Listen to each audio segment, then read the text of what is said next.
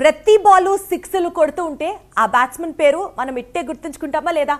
Definitely ఇప్పుడు మాలీవుడ్ పేరు అలా గుర్తుంచుకోనే పరిస్థితి ఏర్పడింది. ఎందుకంటే అసలు ఆ పరిశ్రమ నుంచి ఏ సినిమా వచ్చినా సరే అమ్మ బాబోయ్ 100 కోట్లు మినిమం గ్యారంటీ అని అంటున్నారు.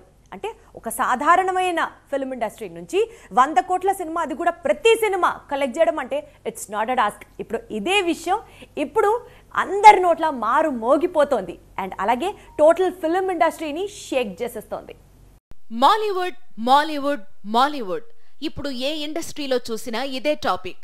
భారీ బడ్జెట్స్ లేవు, స్టార్స్ అంతకంటే ఉండరు, పాన్ ఇండియాను షేక్ చేసే అనిరుద్ బీట్స్ లేవు. అయినా సరే మాలీవుడ్ వరుస పెట్టి 100 కోట్ల సినిమాలను అందుకుంటూనే ఉంది. ఈ ఏడాది అప్పుడే 4వ 100 కోట్ల సినిమాను చూసింది. అదే ఫాహద్ నటించిన ఆవేశం. ఏప్రిల్ 11న రిలీజ్ అయిన ఆవేశం సినిమా 15 రోజులలోపే 100 కోట్ల వసూళ్లను దాటింది. ఫాహద్ ఫాజిల్ కెరీర్లో ఇది ఫస్ట్ 100 కోట్ల చిత్రం.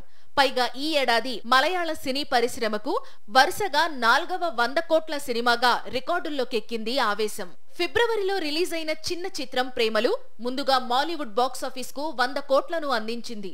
ఆ తరువాత ఇదే నెల చివర్లో విడుదలైన మంజుమ్మల్ బాయ్స్ ఏకంగా 100 కోట్లను దాటి 200 కోట్ల మార్కు దాటేసింది. మాలీవుడ్ నయా ఇండస్ట్రీ హిట్ గా నిలిచింది.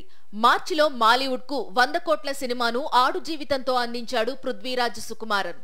ఇప్పుడు ఏప్రిల్లో మరోసారి మాలీవుడ్ కు 100 కోట్లను ఫాహద్ అందించాడు.